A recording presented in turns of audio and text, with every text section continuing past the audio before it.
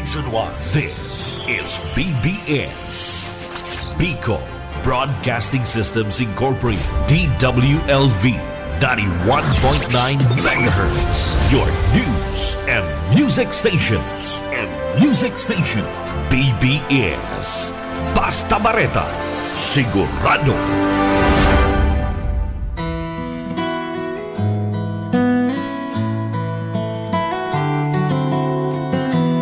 Okay, magandang umaga po sa inyong lahat.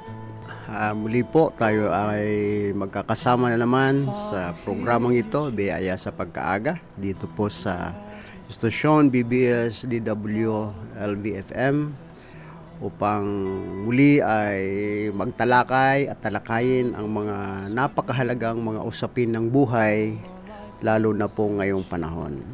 So, ang inyong kaibigan, kapatid, Reverend Jose A. Bergantin ng Christ to the Philippines at ng AMNI.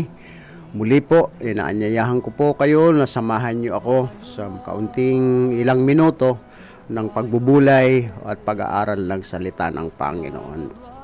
Kasama po natin sa technical si Sir Ariel para samahan tayo at maging posible ang sa ere ng salita ng Panginoon. Let's pray. Father God, salamat pong muli sa oras pong ito na kami po ay binigyan nyo ng pagkakataon na magsama-sama sa pamagitan ng ere, Panginoon, upang madala at mapakinggan ang iyong salita. Bless these brothers, Lord God, na gising na at yung mga abutin po ng mensaheng ito, pagpalain nyo po sila sa pangalan ni Jesus. Amen. Okay, so ngayon pong umaga, ang ating pong pag-uusapan, Facing Life Challenges. Pagharap sa mga hamon ng buhay.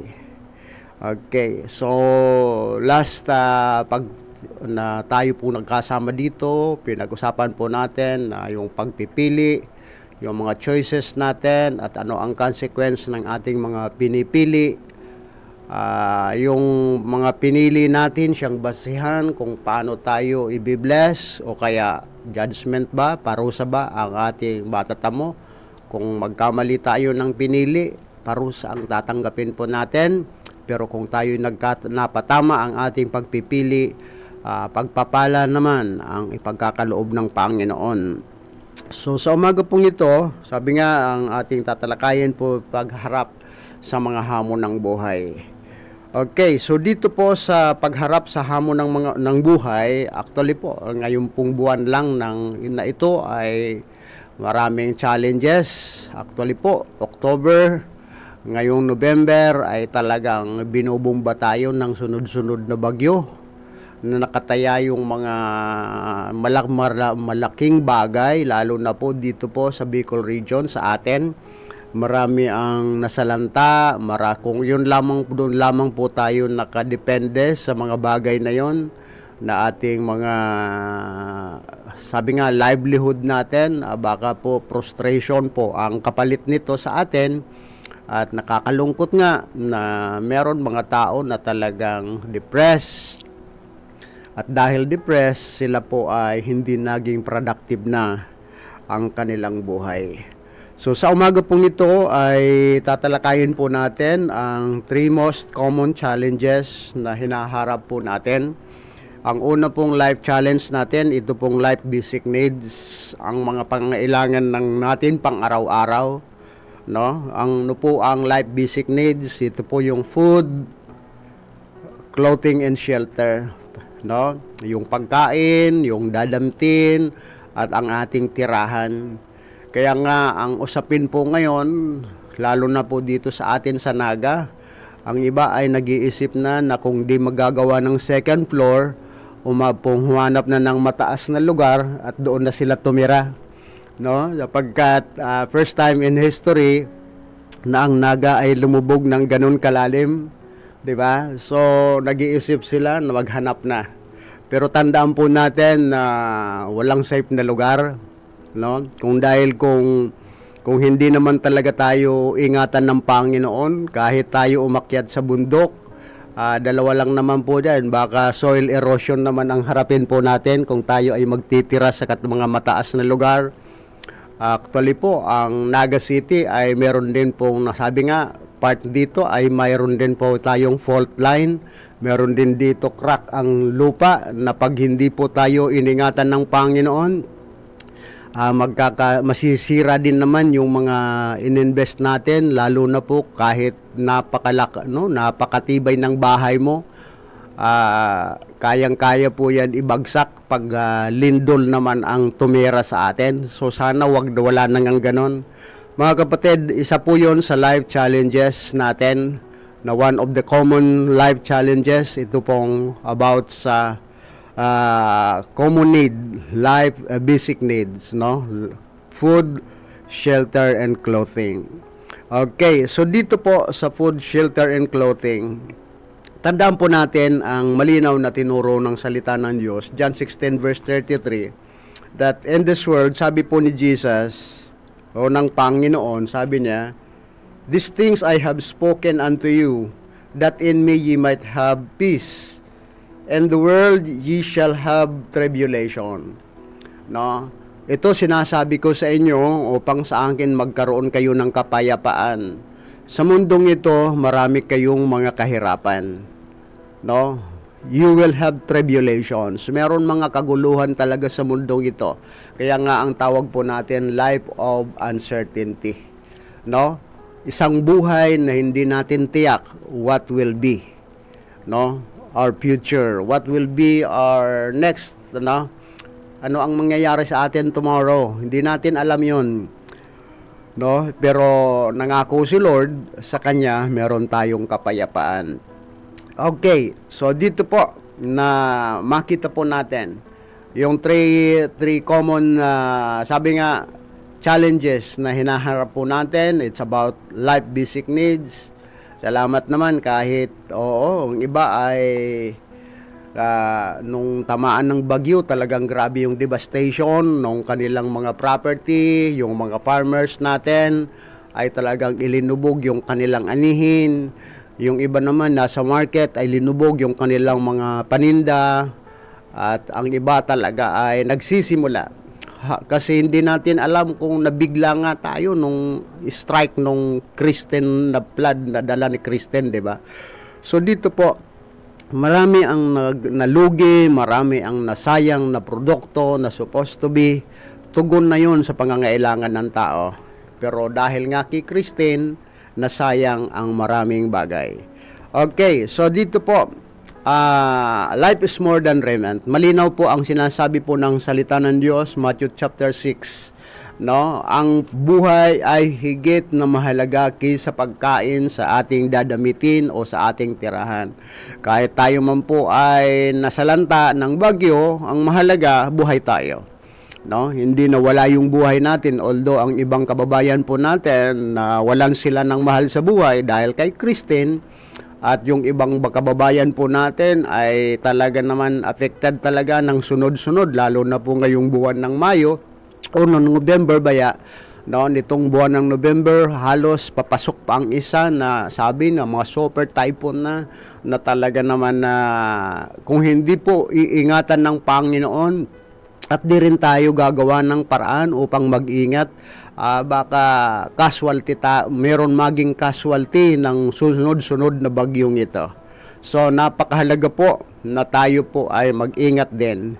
Okay, so mas mahalaga ang buhay. Tandaan po natin, mawala man ang anumang property natin, mawala man o anuman ang mawala sa atin, ang mahalaga, meron pa rin tayong buhay. Okay, life is more than raiment.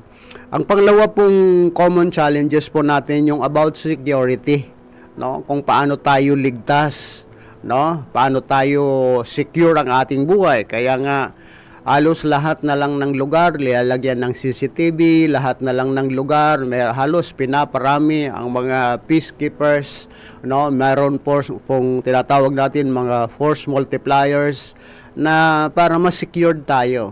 Tandaan po natin, ang masama ay magpapakasama, masama ay lalong magpapakasama. Subalit ang matuwid ay magpapakamatuwid.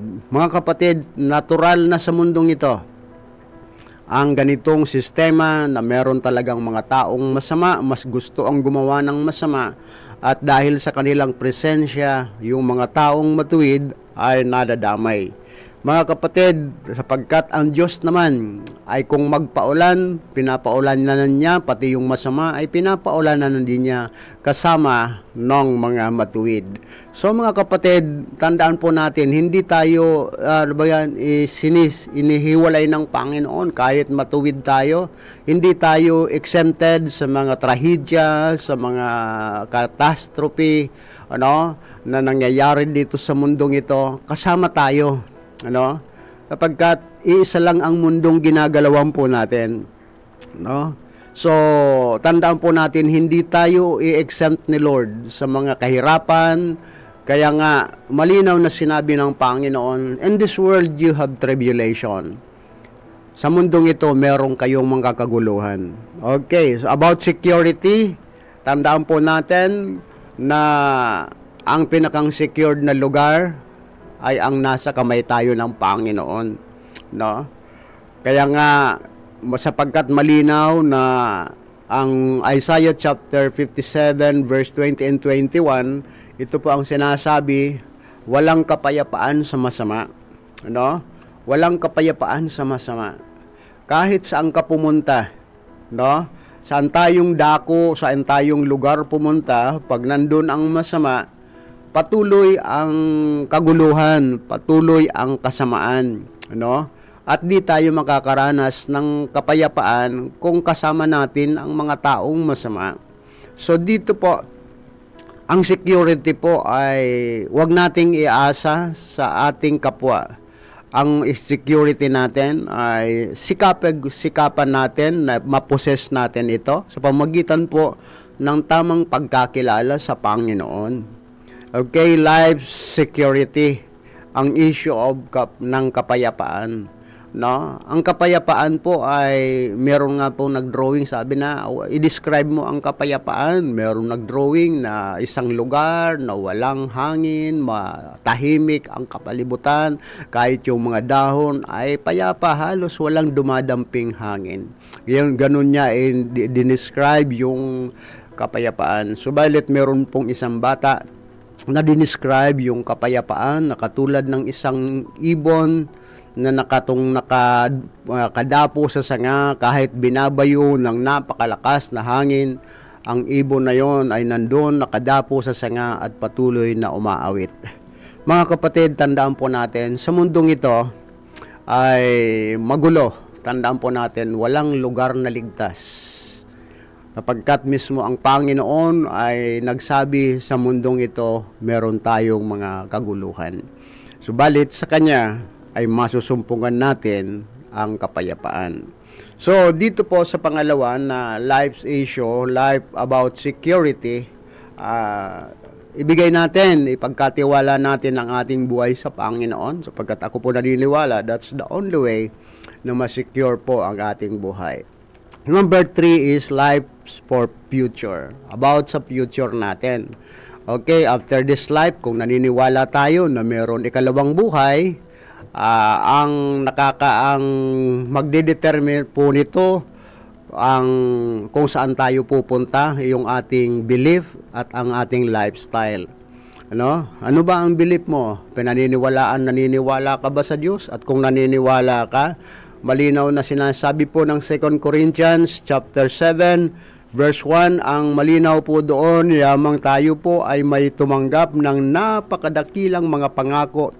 Sabi ng dakilang propeta ng Israel, sabi dito, having these promises, dearly beloved, let us cleanse ourselves from all filthiness of the flesh and spirit, perfecting holiness in the fear of God. Yaman tayo po ay may mga dakilang nangako ang Diyos ng mga dakilang bagay patungkol dito sa ating kaligtasan. Sabi niya, linisin natin ang ating mga sarili sa anumang nakakapagparumi ng ating katawan at espiritu. Tandaan po natin, ang nakakapagparumi ng ating katawan o ang ating espiritu, minsan ang ating mga choices, yung ating mga pinili na pinagdesisyonan.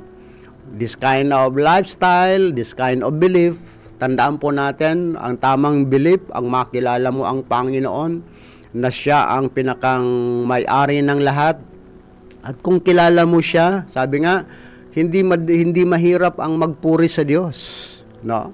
Kung kilala natin ang Panginoon, hindi mahirap ang sumunod, no?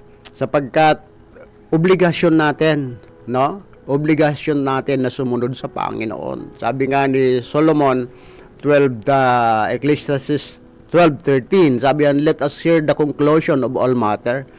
Fear God, keep His commandment, for this is the whole duty of man. No? Yan po ang tungkulin natin, matakot tayo sa Diyos at sundin ang Kanyang mga utos. Sapagkat tayo po ay haharap sa Panginoon, magsusulit tayo, anuman ang ating ginawa, mabuti man o masama. Mga kapatid, sabi dan sa life future, nakadepende po yan sa ating belief. Kumusta ba ang belief mo?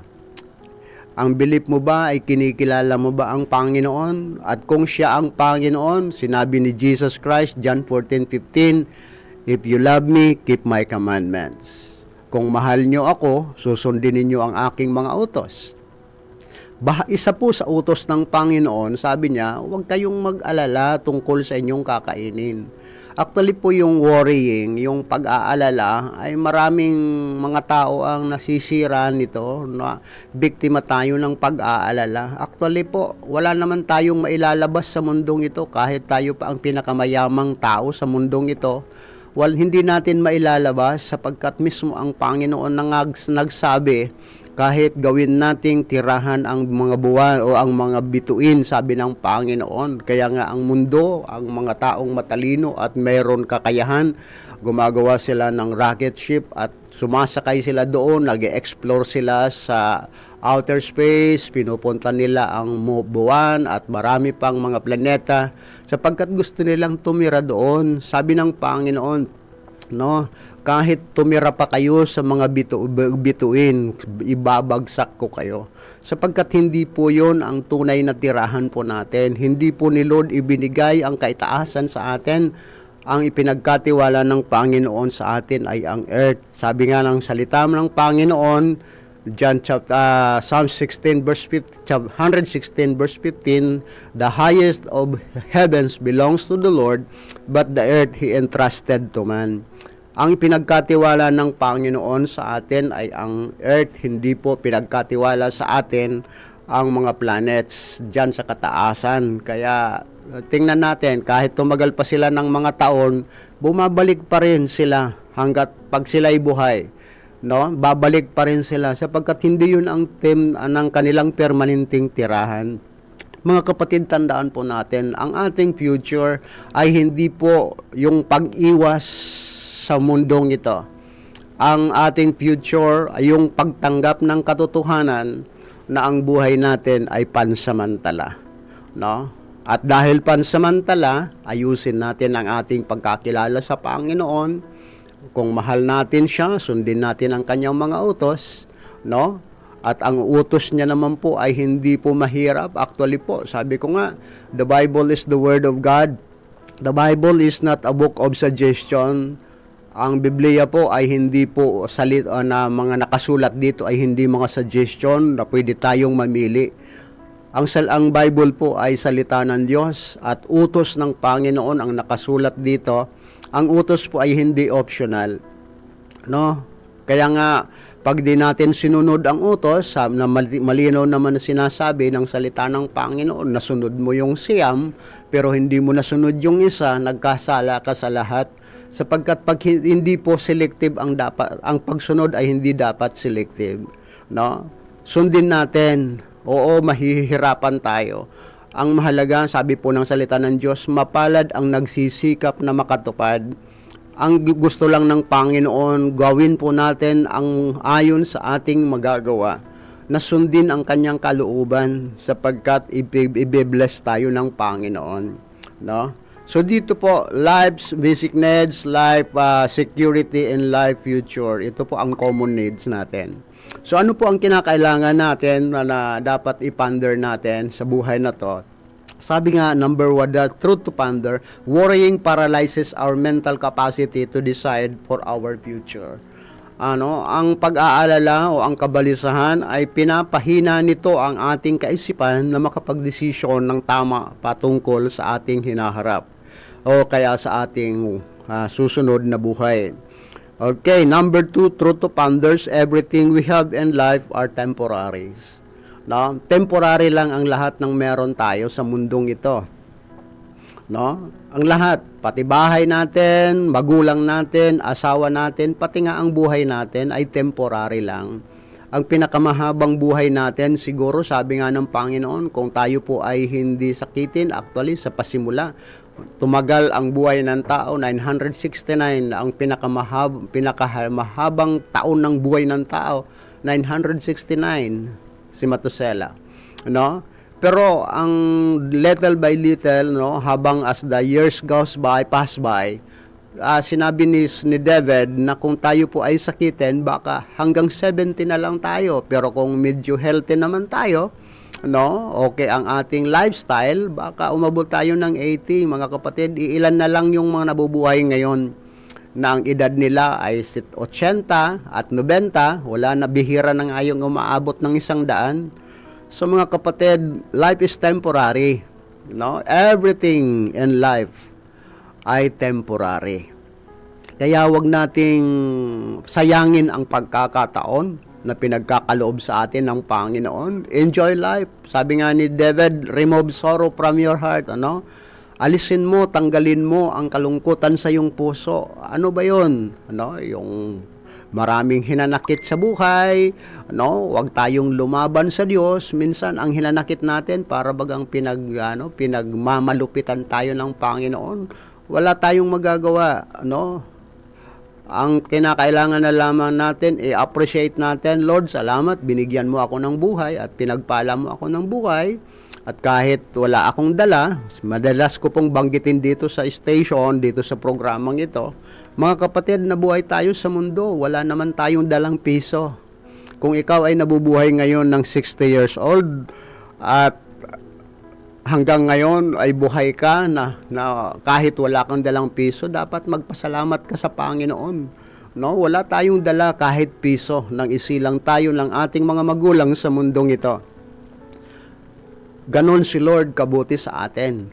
Ganon siya katapat sa atin. Kahit wala tayong dala, pinahintulutan tayo ng Panginoon mabuhay sa mundong ito ng matagal. No? Kaya si Lord ay hindi natin maaakusahan ng unfairness o kaya the ways of the Lord are unequal. No? Fair si Lord kung magmahal sa atin. At dahil wala naman sa ating wala sa ating may dala o kaya hiningan ni Lord ng ganito para lang mabuhay ng matagal. Lahat ng bagay na meron tayo ay temporary. At pangatlo po na truths to ponder na dapat nating maintindihan, God is the sole owner and source of everything we need in life. Ang Diyos ang may-ari ng lahat at siya ang bukal ng lahat. Kaya nga kilalanin po natin dapat siya, no? Na siya ang source, no? Sabi po ng Psalms chapter 24, the earth is the Lord and the fullness thereof. Ang mundo ay sa Kanya, sa Panginoon, at ang lahat ng nandirito ay nasa Panginoon. No? Sa Panginoon lahat. Wala tayong anumang pag-aari sa mundong ito. Although pinagchachap-chap na ng mundo, ng mga tao, nagbinakuran nila ang mundo, at pati dagat pinag-aawayan ito ng mga tao. Pati yung mga maliit na lupa ay pinag-aawayan ng tao. Mga kapatid, tandaan po natin, hindi natin pag-aari ang mundong ito. Si Lord ang may-ari ng mundong ito. Ano po ang gawin lang natin? Magi tayong mahusay na katiwala. At pag naging mabuti tayong katiwala, ano ang sabi ng Panginoon? Well done, good and faithful servant, enter into the joy of the Lord. No? Gawin natin ang pagiging mabuting katiwala. At pag naging mabuting katiwala tayo, anong pinagkatiwala sa atin? Una, yung buhay. No, yung buhay natin, pinagkatiwala ito sa atin, yung ating surrounding, pinagkatiwala ito sa atin ng Panginoon. Yung ating kapwa ay meron tayong dapat obligasyon, mahalin natin sila. Huwag tayong maghanap ng kalaban sa mundong ito, huwag tayong maghanap ng kaaway sa mundong ito, sapagkat magulo na nga ang mundo, aghahanap ka pa ng kalaban sa mundong ito, lalong gugulo ang paligid mo. So ano pong kinakailangan? Makilala natin ang totoo at malaman natin ang katotohanan sapagkat wala pong ibang paraan upang maharap natin ng matagumpay ang mga challenges ng buhay. Sabi ng Panginoon, "In me you have life, no, you have peace." No? Sa akin meron kayong kapayapaan, sa Panginoon lang talaga No? Kaya nga kung itong bagyong ito na dumaan at daraan pa, marami pa yan, 610 pa lang Kung ang taon-taon naman, ang sabi hindi bumababa ng 20 ang bagyo na dumadaan sa ating bansa. O ikasipipito ay pang 16 pa lang nangahulugan, meron pang mga susunod. Mga kapatid, kung meron man mawala sa ating mga crops, meron man sa ating mga property ang mawala, ang mahalaga buhay tayo. No? Huwag tayong maghinanakit, huwag tayong magalit sa Diyos, huwag tayong lumaban sa Panginoon. Tanggapin natin kung ano ang kalooban ng Diyos at habang tayo binibigyan ng buhay, tayo po ay laging magkilalanin at magpasalamat sa Panginoon.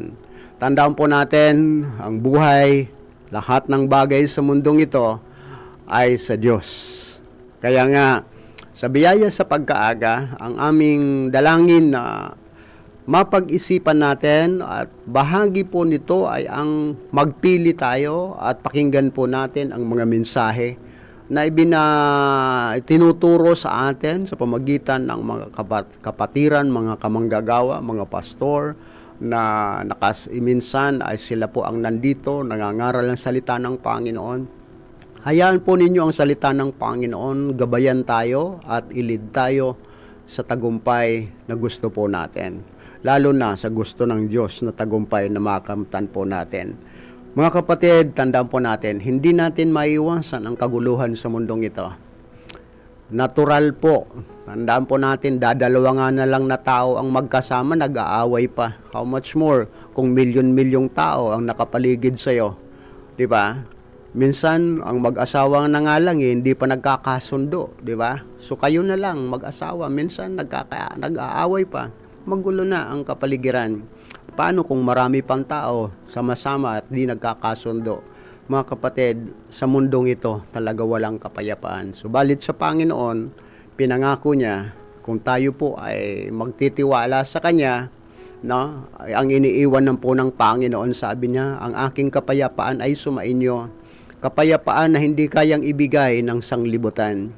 Bakit? Ang kapayapaan na binibigay ng Panginoon ay totoo at walang makakaagaw nito. Pero ang dapat nating gawin, bigyan natin siya ng puwang sa ating buhay at sundin natin ang kanyang mga utos. Sapagkat kung tayo po ay susunod, sabi ng Panginoon, mapalad ang mga taong nagtitiwala sa akin. Mga kapatid, sa challenges na to, lalo na po ngayon, sa lugar po ng Bicol Region, alos aabutin tayo. Kung di po ito ni Lord pakialaman na bagyong ito, talagang hit ang Bicol Region. So sana po, tayo po ay mag-ingat, mga kapatid, mga kaibigan, Catanduanes, sa buong Bicol Region, ay mag-ingat po tayo, huwag tayong makalimot sa Panginoon, at patuloy tayong magtiwala sa Kanya. Sa umaga pong ito, muli po, salamat sa pagkakataon. Mga kapatid, facing life challenges, huwag nating takbuhan, harapin natin ng may katapatan at tamang pakakilala sa Diyos ang mga hamon ng buhay, sapagkat ang buhay na to ay meron pong talagang mga challenges. Huwag nating takasan, harapin natin ng may tamang karunungan at tamang pakakilala sa Diyos, at pag nagawa po natin, lahat ng mga obstacle sa buhay natin ay tiyak na mapagtatagumpayan natin at malalampasan po natin. Muli po sa umagang ito, maraming salamat po sa inyong lahat, sa mga nakinig at mga aabutin po ng mensaheng ito. Dito po sa istasyon ng BVS, ang ating kaibigan, Sir Ariel Camarote, at ang lahat po ng kaibigan natin sa AMNI, sa inyo pong lahat, pagpalain tayo ng Panginoon. Harapin natin ang bagong umaga na may tagumpay at positibong paningin sa buhay kasama ang pagpapala ng Panginoon. Muli po ang inyong kaibigan, Reverend Jose Bergantin ng AMNI at ng Christ to the Philippines. Pagpalain tayo lahat ng Panginoon.